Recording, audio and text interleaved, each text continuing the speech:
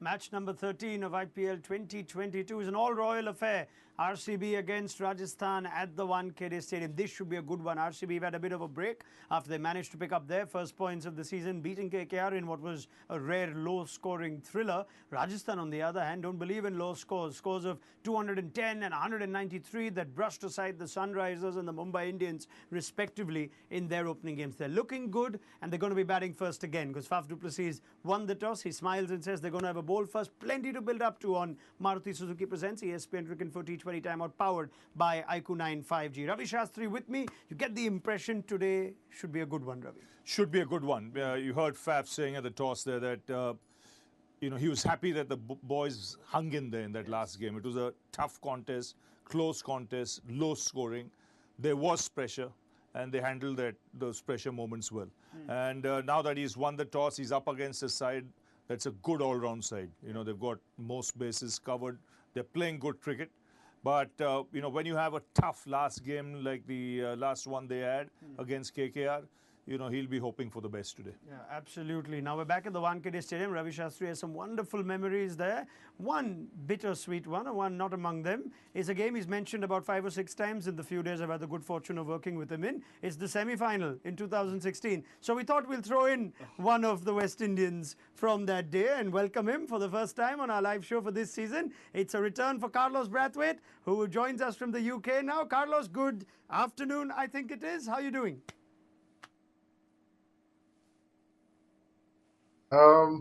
All good. Happy to be back. The IPL is lighting it up again. Not as much lower scores as the UAE, so happy to see back dominating ball just a little bit. And it's been good cricket. Yeah, I think Andre Russell might add to that quote as well. A number of the West Indian boys who love that we're back in India for this. What do you make of this season so far? We've seen some power-packed hitting. We've seen 200 plus, 200 chased, as Bangalore saw against Punjab. It's going to be that sort of season, Carlos? Yeah, it looks like a traditional IPL in India. You play a good shot to get a good value, not all about power hitting.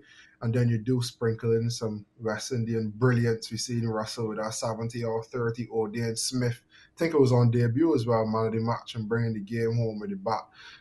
So there's been a lot to enjoy so far, but I think the quality of cricket has been top-notch as always, and that's been the most pleasing thing. And we're looking at two sides who actually gone unchanged today, which tells you these are two teams that don't mind how they're going in the IPL in the early days so far. Confirmation of that is that there have been no changes for either Bangalore or Rajasthan. Bangalore, of course, there were questions on whether Jason Behrendorff and Josh Hazlewood would be available. You think Hazlewood would walk into this team when available, but we believe that would only be from April 6th. So until their quarantine is complete, it's another game for David Willey and possibly Shafin Rutherford before they might change the balance of that team to accommodate one, if not two, and also Glenn Maxwell should be available, I think, from April 9th. So that's what they're all competing for. No surprises that it's unchanged. Rajasthan's team also unchanged. We'll come to that in a second.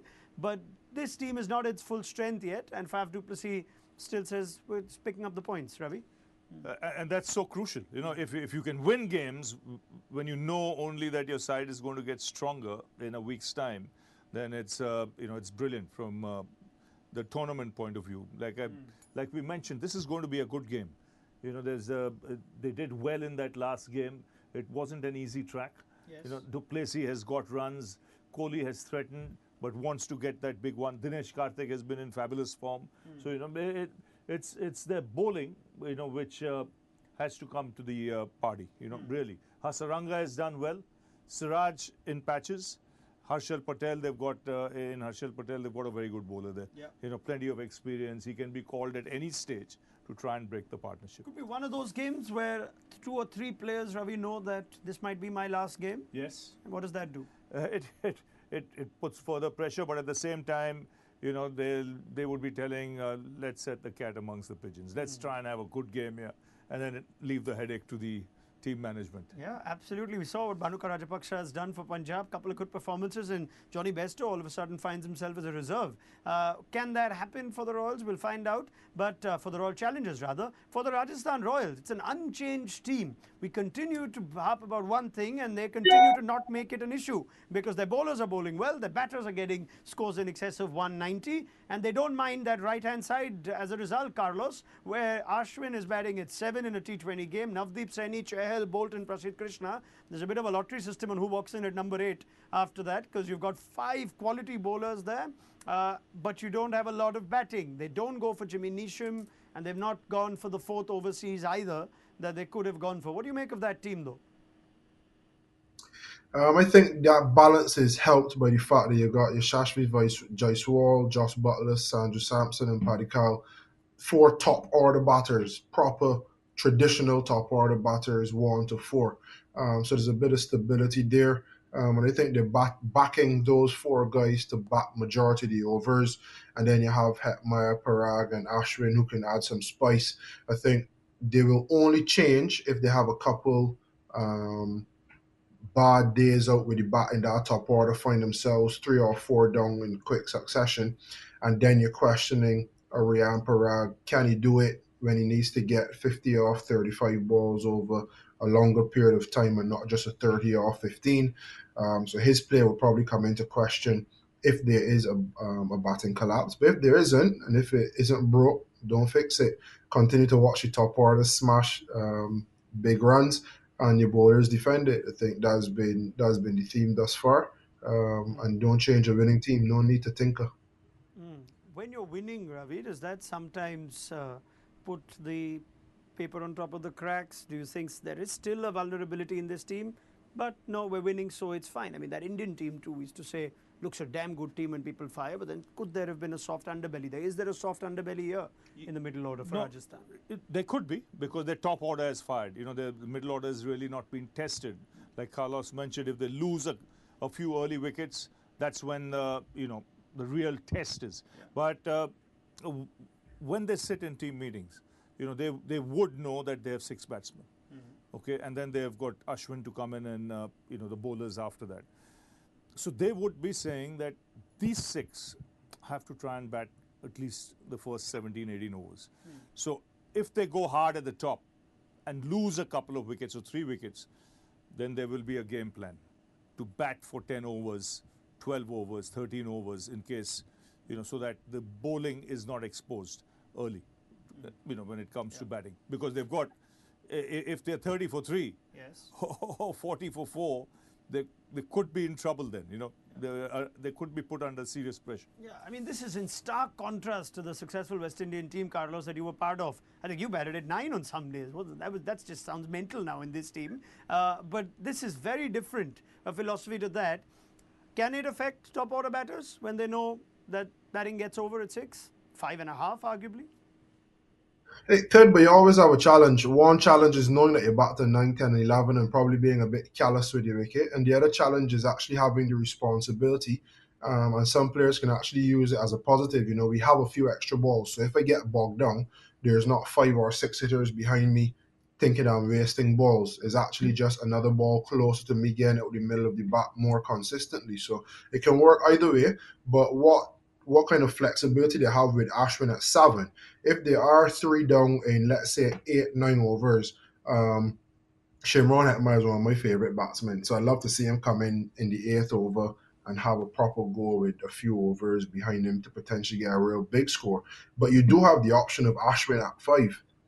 You put Ashwin at 5, you ask him to go there and bat like as he does. I think he's a proper all-rounder. He has a few Test hundreds to his name. And there was a time in Indian Test cricket where every time you felt as though you were 1 wicket away, that 1 wicket happened to be Ashwin or Jadeja. We know how good they are in tandem, whether with ball or bat. So I wouldn't be averse to chucking Ashwin in at 5 and asking him to do a job and just bat some balls, and then allow Hetmeyer to come in from overs 12 and Riyan Parag and have a little bit of fun at the back end. Anything on his Carlos is on fire at the moment. If there's anyone who thinks who would never forget that Ashwin is an all-rounder, it's a West Indian. All those Test hundreds coming nicely against the West Indies. But lots of interesting points, Ravi. There, one, it makes a batter, top order batter, think differently. He doesn't need to worry about resources not being utilised. Andre Russell's not waiting at 7 or 8. That could be something that could have been discussed in the meeting as well. If there are too many overs for someone like Hetmeyer, then they might just want to send Ashwin with another proper batsman to just hold that innings together with a 25-30 run partnership and then leave it to the left-hander, later on in the innings to go big, which is very possible because Ashwin, when it comes to organised technique and this, he can easily play. Yes. He's got 5 Test hundreds, so he can bat. There's no question about it. But batting and scoring at a quick rate, that's altogether a different task. But to hold that innings together, to create a partnership, why not? You know the guy well, and I'm sure he certainly believes he's nothing short of an all-rounder in Test cricket. Does he think like that about T20? Would he be up for something like batting at 20 for 3? I think he'll relish it. He will definitely relish it because, for all the opposition might just drop guard. Yes. And that's the opportunity for him to get those 3-4 boundaries quickly and, get some runs on the board. Oh, he'll relish it, definitely. Yeah. On the other hand, I wonder, with this sort of team, whether that makes oppositions think differently, Carlos, where we were discussing this in the last game against Mumbai. We did not see Bumrah come in perhaps a bit earlier to bowl to a Josh Butler because you'd already bowled 2 of Bumrah in the power play. Now, you need Bumrah, say, 1 in the middle, 15, 14, somewhere there, and 1 at the death, if not 2 at the death. So your main bowler's coming later. This kind of team, does it tempt you as a bowling attack to think differently? Let's put our big guns out in the first 14, 15 and get them to number 7 so that we can have our lesser bowlers bowl at the death, even though that's not necessarily always the plan. Yeah, you could think of it that way because, you're trying to get 5 wickets, essentially. You try to break the game down. If you can get 5 wickets in 15 overs, then that blows open the back end of the game, or at least their innings. And if it means instead of saving Boomer for 2 at the back end, you give him an extra over at Hetmeyer, then I think that's a positive game plan. It just means that a younger player or a quote-unquote lesser bowler, with all due respect to who is in the 11 and who have the ball in hand, would have an opportunity to prove that they can bowl 1 death over if needed, because this T20 is a fast-paced game. You have to think on your feet, but you also need to be very positive. And if Bumrah could get 1 or 2 wickets and Rajasthan 5 down, 6 down, then all of a sudden they're thinking back 20 overs versus capitalise at the death. That's the sort of mindset that you want the batting team to have as a bowling unit. Yeah, let's bring up those options today, right? That's what MI perhaps didn't want to do, because the other side, Ravi, is what if there is still a Josh Butler at 18, 19 and I don't have Bumrah to bowl at the death? That was the last game. Today, there's Mohammad Siraj. He would be, you think, their most potent threat. There's Harshal Patel who bowls at the death. Would you want to tweak things up to say, let's try and get Rajasthan 5 down before the last 5? I would always think in that fashion. I would rather have someone like a Butler out, or at least try and get him out. I won't be thinking if he's there in the 18th over, what will happen. I'm thinking, what if I get him in the 13th over? So I'm not going in that negative direction. I'm going for a wicket. I'm thinking I can reduce that side, to get them in real trouble and then push it. If he's there by the 18th over, there's nothing you can do. But that chance you have to take early on before he's really set and takes you to the cleaners. Yeah, that's a good point. If he's at the 18th over, you think he's going to take anybody on. Right? So let's just throw up those, let's get that Bangalore team back up, shall we? Look at who their most potent bowling options are, because it would be fascinating. If Rajasthan find themselves 3 down quickly or 4 down quickly and possibly 5 before the last 5, that's when we're looking at, the vulnerability of this top order. They continue batting the way they do, they're fine. You look at that team, Ravi. Who are your biggest wicket takers? Siraj, Harshal Patel, are you using them any differently today? Just think last game. Russell was on fire. Yes. He'd hit 2 or 3 sixes. Who got him out? Harshal Patel. Yes. So they might go to him first and then to Siraj. Yes. So because that's exactly what you're saying. Russell needed to get out at that stage. Yes. If you were thinking, let's wait till the 18th and have someone to bowl at him at the death, you know what he can do. Like what he did in the last game and finish things off by the 14th over. So, you got to get those kind of players try and get them out early. Yeah, I think it's an excellent point, isn't it? Russell was left with the tail. He bowled Harshal Patel early on, and another couple of overs of Russell, and who knows? That was a close game, that 130 odd between Bangalore and Kolkata. You look at these teams like for like, though, Carlos, and does it look like Rajasthan just have more bases covered? I just looked at that RCB team again. They're playing Shafin Rutherford, who's still not found his footing in this team. David Willey is there, possibly as a stopgap. You know, when Glenn Maxwell's back, when Hazelwood is available, there could be a lot of changes. How does this team look for you? It looks like a team that's still got a few holes. Rutherford is a player that I really, really like. But when I look at the teams and I match them up, if you put Rutherford in the position that Hetmeyer is in, where you got four solid top order bats who can bat 13, 14 overs, you can come in, you can bat a bit of spin, and then you can close the innings out. And he's someone that will thrive in that environment. If he gets too many overs to bat, David Willey, he does well in England opening the batting, but as a hitter, lower down, it might be a question mark over him. Obviously, they both know that the play is in jeopardy with two bigger guys coming in. So it just seems as though there's a few holes that need to be filled. But on their day, I think Rutherford can win you a game, and David Willey, more so with the ball than the bat. But I think he's a quality all-rounder as well. So they need everything to happen for them the way that they would need it to happen. Obviously, Faf getting a good start, Virat going big and going deep, and then Willey and Rutherford closing the innings out. And there are also a few question marks bowling-wise. I'd probably look to use Siraj up top and probably have him for one over in the back end. As we talked about, attack that top order. The thing is, if Mohammad Siraj comes back for a third over, the 13th over or 14th over, and a Joss Butler's in, he's a smart cricketer. He knows the reason you're bringing your number one bowler back is to get a wicket. It also kind of impacts his rhythm as well. So he doesn't want to let you get a win. He doesn't want to let you get him out. So he might flick a couple singles if you bowl good balls, get off strike, keep it ticking over, as opposed to him being in a mindset where he's going to take down a younger bowler. And as he did with Tampi, probably get 25, 26, 30 runs off the over and blow it open. Yeah, sure. You've got the options today.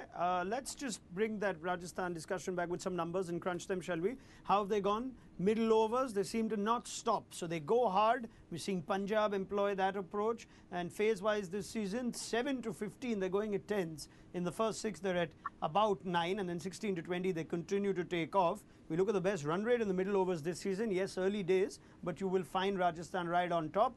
Lucknow are there in second. So this is a team that doesn't believe in bringing it down, and that's a nice T20 style to adopt, Ravi. And they have the shots. All those players there you're mentioning, they're attacking players. They can play the big shots. You've got the top 4, solid.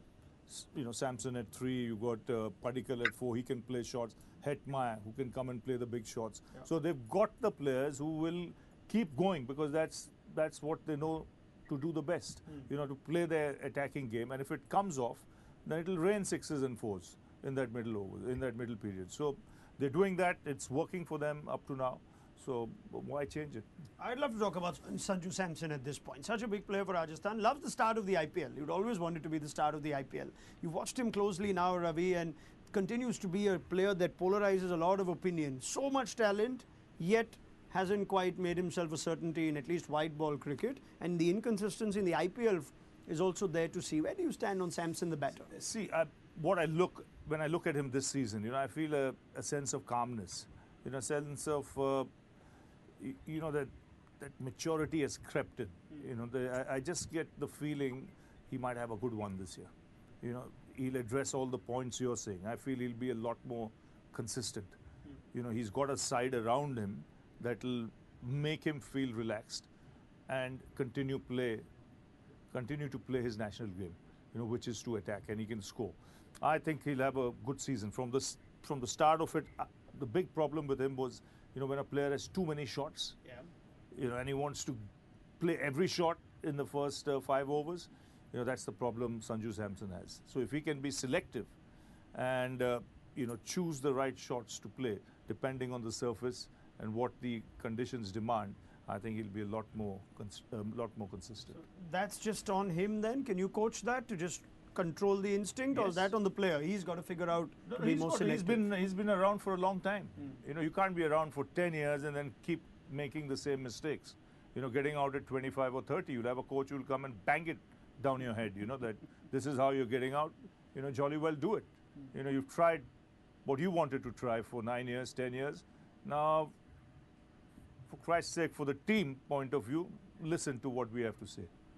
Samson, if you ever bowl to a Sanju Samson, Carlos, you feel like, this guy's got the shots, but I almost feel I can get him out. He can hit me for 2 boundaries and I'm still in the game. You get that impression when you bowl to a Sanju Samson? Yeah, but I had the pleasure of working with him for Delhi. And you looked at him and you saw raw talent, as Ravi mentioned. But it just felt as though there was something. It's not even a hunger, because I knew him then. It's not a hunger. He's very appreciative of the opportunity that he has as a professional cricketer, how he's been able to give back to his family. So it's not even, him taking this opportunity and this privilege for granted. I just think, as Ravi mentioned, he has so many shots. It's almost as though he has to be more disciplined and rein himself back in. There will be balls that he'll see that he know he can tonk them out the ground, whether offside, leg side, full or short. And I think if you want to match yourself to the best in the world, you look no further than Virat Kohli, someone who has similarly all the shots, where you just feel as though Virat is in control. He plays the shots that he wants to play when he wants to play them against the bowlers he wants to play them against. And it might be a bit controversial, but I think if you put Virat Kohli and Sanju Samson in the same game at the same position, let's say 30 balls, 35 balls in, I probably backing Sanju Samson to accelerate quicker than Virat Kohli. But the problem has been in the past that Virat accelerates more consistently. So he easily turns 35 and 40 into 60, 70, 80 not out and wins games. Whereas Sanju gets caught in that bit of a crucifix where you don't know when to press the gas on the accelerator. And you get 100, you get a 90, but more often than not, he'll get 35, 37, 40. And with those scores, batting at 3, batting at 4, you're not going to win as many games for the team as his talent deserves. Ravi? See, great point there. Kohli, Samson.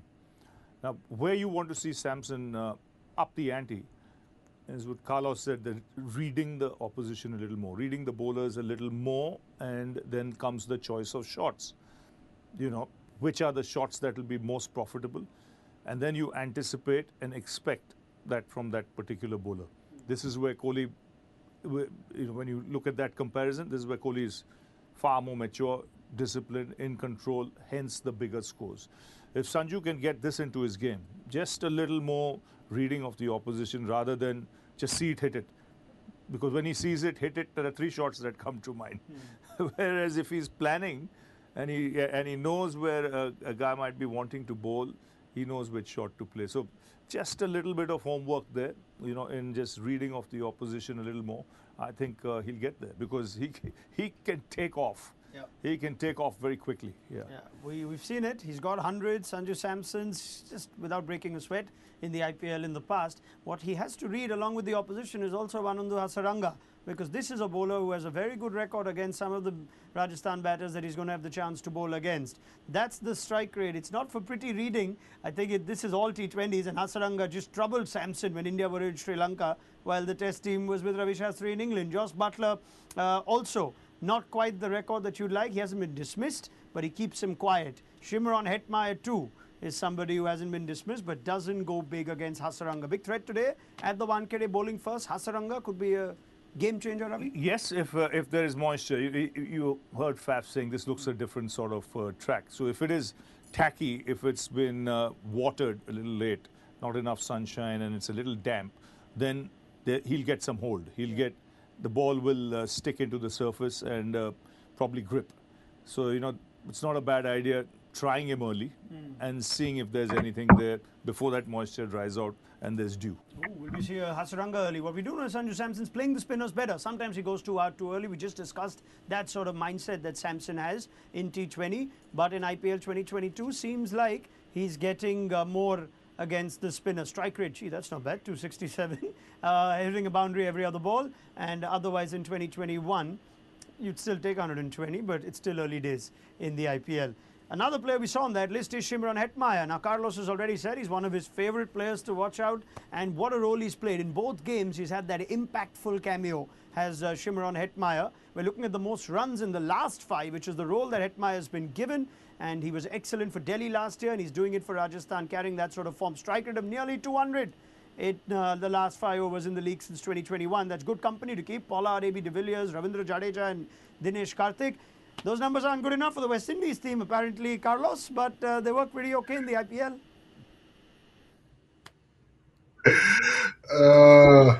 Take it away. Just reeling me in. No, I think Hetmyer is Indies' best T20 team. Whether it's batting at 3, whether it's batting at 5, I think we're blessed with finishers, so he would have to bat a bit higher.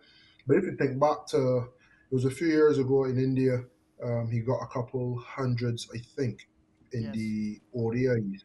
And the way he took down, it was Chahal for sure, and I think Kuldeep as well. That is what he can bring to West Indies cricket, and we aren't a nation or a group of nations that play spin quite well. So he's actually very important. And himself and Puran, whether it be 3 and 4 or 4 and 5, they're very important for the way that we structure our innings moving forward in T20 cricket. So if it were up to me, Hetmyer would be playing every format. I just think he's someone that can take the game away. He has all the shots, and he seems to be enjoying this kind of free roaming finisher role at Rajasthan. All right, let's see if we can do the job again. Let's get predictions from Ravi Shastri and Carlos Brathwaite. Game underway at the Wankhede. Ball seems to be moving. We got a glimpse of the first couple from Siraj. What's a good score here, Ravi? Because it's not been the 200 party that we've seen at Brebon and at Dubai. It depends on the start. You know, you lose early wickets, then you think about 150 is 150, 160 is a good score. It's competitive. So let's see how this goes in the first 3 overs. What's there for the bowlers. What I want to see is how's the ball coming onto the bat. Is it stopping and coming, or is it just coming onto the bat? Fair enough. The other thing we've discussed before on the show, Carlos, is they've got the bowling. So even if they don't get a pass score just below, they can make a real game out of it. Considering that the Wankhede Stadium, this team good enough to even make a game out of 170? Yeah, for sure. I would go say just because of how well they're playing, they're like a complete unit. Obviously, there's still a little bit of asterisks in that all-rounder or extra bowler / batting option. But if they can get a good foundation, their bowling lineup can definitely defend anything they put on the board. Funny enough, 3 games of the Wankhede Stadium so far, 131, 157, 158. And it's been comfortably won by the teams chasing. Let's see if that changes. Rajasthan have been the team that has broken the trend. They batted first and won. That was the first team to do it against the Sunrisers. Big thank you to Carlos Brathwaite and to Ravi Shastri. We will hear more from them in 20 overs time. Fascinating contest in prospects. So join us at halftime on Maruti Suzuki Presents ESPN Cricket for T20 Time, powered by ICO 95G.